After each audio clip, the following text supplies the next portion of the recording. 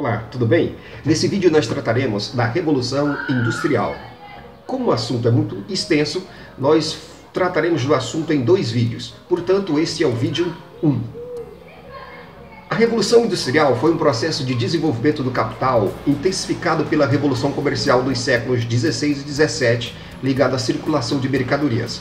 A partir da segunda metade do século XVIII, inicia-se na Inglaterra a mecanização industrial, desviando a acumulação de capitais da atividade comercial para o setor de produção. A Revolução Industrial, ela trouxe grandes mudanças de ordem tanto econômica quanto social, que possibilitaram gradativamente ao desaparecimento de resquícios ainda presentes do feudalismo e garantiram a implantação definitiva do modo de produção capitalista. O porquê da Revolução Industrial ter ocorrido na Inglaterra? Primeiro, que o país acumulou capital na fase do capitalismo comercial dos séculos XVI e XVII, graças ao seu poderio naval e comercial, formando durante esse período um dos maiores impérios coloniais da época. Esse processo se inicia quando a Inglaterra sai vitoriosa contra a invencível Armada Espanhola em 1588.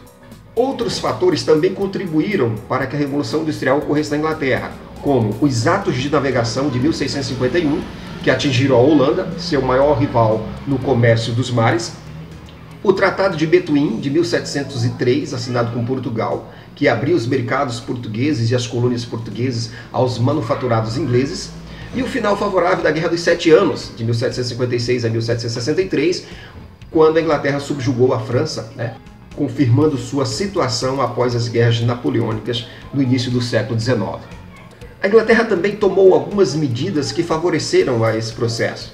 Como política externa, a Inglaterra tratou logo de consolidar sua supremacia mundial, transformando-se na maior potência econômica da época. E, enquanto política interna, a Inglaterra implantou um poderosíssimo sistema bancário, e implementou a Revolução Industrial no campo. Entre essas medidas, outras medidas também interessantes foram a criação do Banco da Inglaterra, logo após a Revolução Gloriosa, de 1688 a 1689, e a criação da Companhia das Índias Ocidentais. A Revolução Industrial no campo. Esse processo se deu de duas formas. No primeiro momento, pelos cercamentos, que é quando os robbers barões, ou barões salteadores, vão se apropriar das pequenas propriedades rurais, ou por compra ou por processos judiciais. Isso vai gerar um êxodo rural. E o outro procedimento será a produção de novas técnicas e instrumentos inovadores na produção agrícola. E isso vai integrar o trabalho agrícola ao sistema capitalista. Os camponeses na Revolução Industrial. Paralelamente a isso, vai ocorrer uma leva de camponeses que vão se transferir do campo, em virtude dos cercamentos, para as cidades. E lá eles vão formar um grande contingente de mão de obra disponível, essencial para a Revolução Industrial. Devido à escassez de emprego, essa volumosa mão de obra, de baixíssimo preço, vai vir de encontro aos interesses da classe burguesa industrial, que agora vão poder aplicar volumes de recursos maiores na construção de novas instalações, já que o custo da força de trabalho é muito pequeno. A política do período da Revolução Industrial. A Revolução Gloriosa de 1688-89 sepultou o absolutismo, ao estabelecer a supremacia do parlamento, e inaugurar o Estado liberal inglês. Isso foi um pré-requisito essencial para a plenitude capitalista burguesa na Inglaterra, que vai se instalar com as maquinofaturas. A aristocracia inglesa, na Revolução Industrial, ao contrário da francesa, ela não dispunha de pensões. Então acabou por ver com simpatia as novas atividades comerciais e industriais e se integrou a elas. Outro elemento que vai facilitar que a Revolução Industrial ocorra na Inglaterra é que a Inglaterra contava com abundância de jazidas em seu subsolo, tanto de ferro quanto de carvão, matérias-primas fundamentais tanto para a construção e funcionamento das máquinas como para a produção de energia. Os avanços tecnológicos e os mercados coloniais. A industrialização da segunda metade do século XVIII iniciou-se com a mecanização do setor têxtil. Tal produção tinha, portanto, amplos mercados nas colônias inglesas, fosse na América, na África ou na Ásia. As principais invenções mecânicas. Nós vamos ter primeiramente a máquina de fiar de James Hargreaves, de 1767. Ela fiava 80 kg de fios de uma só vez, sob o cuidado de um só operário. Depois nós vamos ter, no ano seguinte, o tear hidráulico de Richard Arkwright, de 1768, que foi aprimorado por Samuel Crompton em 1779. E também tivemos em 1785 o tear mecânico de Edmund Cartwright.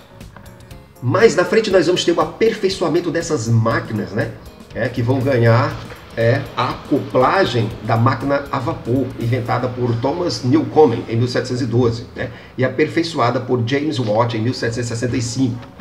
O resultado da gradativa sofisticação dessas máquinas. Nós vamos ter o aumento da produção, a geração de capitais aplicado em novas máquinas, o setor têxtil, que foi o primeiro a receber essa mecanização.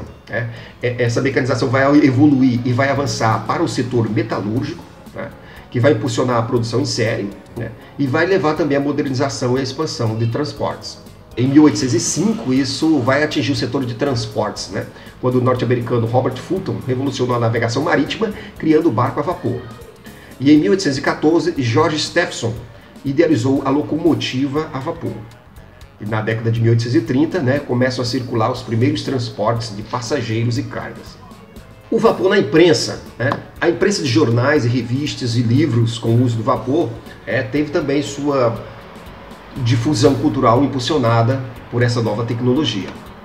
A Revolução Industrial logo se espalha pelo mundo e inicia a corrida colonial. Logo, Bélgica, França, posteriormente Itália, Alemanha, Rússia, Estados Unidos e Japão vão iniciar esses seus respectivos processos de industrialização e de corrida por mercados coloniais, para consumo de seus produtos industriais. Logo, a produção industrial estimula o imperialismo do século XIX, uma verdadeira corrida colonial por novos mercados consumidores, muito semelhante ao colonialismo do século XVI e XVII. Esse processo vai desembocar na Primeira Guerra Mundial. A Segunda Revolução Industrial, 1860. Nós vamos ter a descoberta de novos elementos, por exemplo, a descoberta da eletricidade, a transformação do ferro em aço com Henry Bessemer, o surgimento dos meios de transporte, como as ferrovias, o automóvel, o avião, mais tarde a invenção dos meios de comunicação, como o telégrafo e o telefone, e o desenvolvimento da indústria química. Mas as três mais importantes invenções da Segunda Revolução Industrial são o processo Bessemer, que é a transformação do ferro em aço, o que permitiu a sua produção em larga escala, revolucionando a indústria metalúrgica, porque ele era de maior dureza e resistência e tinha baixo custo de produção, acabou por suplantar o ferro e torna-se o metal básico da segunda etapa da produção industrial. E o outro processo é a substituição do vapor pela eletricidade como força motriz dessas máquinas. O terceiro processo é o motor de combustão interna de Nikolaus Otto, que depois foi aprimorado por Carl Benz e Rudolf Diesel, que introduziram o uso do petróleo. O uso da energia elétrica e do petróleo. Graças à sua maior potência e eficiência, essas fontes de energia permitiram a intensificação e a diversificação do desenvolvimento tecnológico. Isso vai levar ao extremo, a especialização do trabalho, mas também vai ampliar a produção de artigos em série, o que vai baratear o custo por unidade. E aí surgirão novas metodologias de produção. E uma delas será o Fordismo.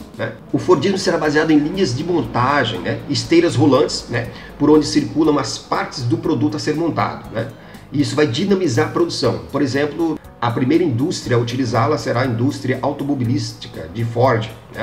As esteiras levam o chassi do carro por toda a fábrica, e de lado ficam os operários, que vão montando o carro com as peças que chegam a ele por outras esteiras.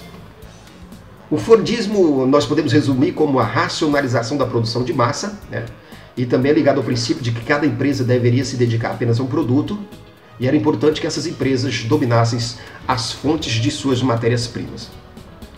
Uma outra metodologia de produção que vai surgir é o Taylorismo, criado pelo americano Frederick Taylor. O Taylorismo buscava o aumento da produtividade através do controle dos movimentos das máquinas e dos operários no processo de produção. Essa forma de produção em série propiciou o surgimento de grandes indústrias e a geração de grandes concentrações econômicas, como as holdings, os trusts e os cartéis. Lembrando que as holdings são grandes empresas financeiras que controlam vastos complexos industriais a partir da posse da maioria de suas ações. Os trusts são grandes companhias que absorvem seus concorrentes ou estabelecem acordos entre si, monopolizando a produção, os preços e dominando o mercado.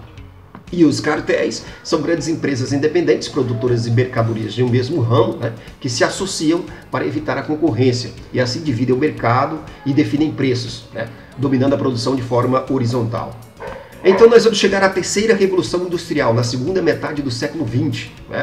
E essa terceira revolução terá pontos positivos e negativos. Os pontos positivos serão a microeletrônica, a robótica industrial, a computadorização nos serviços, na química fina e na biotecnologia. Os pontos negativos são que essas novas tecnologias, com avanços ultra rápidos, resultam também em obsolências também muito rápidas, como a microeletrônica, a robótica e a computadorização. Esse vídeo foi um resumo rápido, objetivo e claro sobre as fases da Revolução Industrial. Espero que vocês gostem, dê um like aqui embaixo, se inscreva no canal e assistam Revolução Industrial 2, onde trataremos de outros elementos da Revolução Industrial.